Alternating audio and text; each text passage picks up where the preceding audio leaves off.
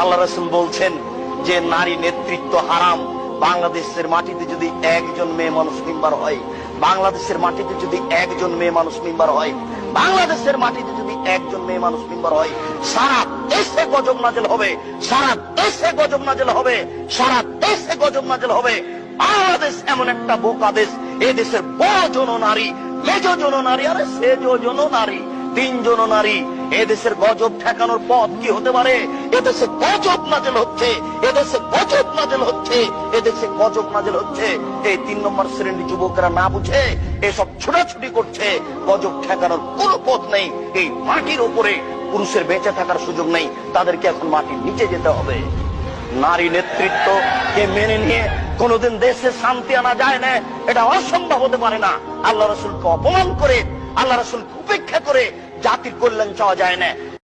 জাতিকে শোষণ করে 10 টাকা কেজি চাউল 40 টাকা হলো, 30 টাকা লিটার তেল 100 টাকা হলো, আর 2 লক্ষ টাকা কাঠা জমি 50 লক্ষ টাকা হলো, আর আপনার 20 টাকা কেজি রড 100 টাকা হলো, আর প্রত্যেকটা জিনিসই একবারে মানুষের আয়ত্তের বাইরে চলে গেল।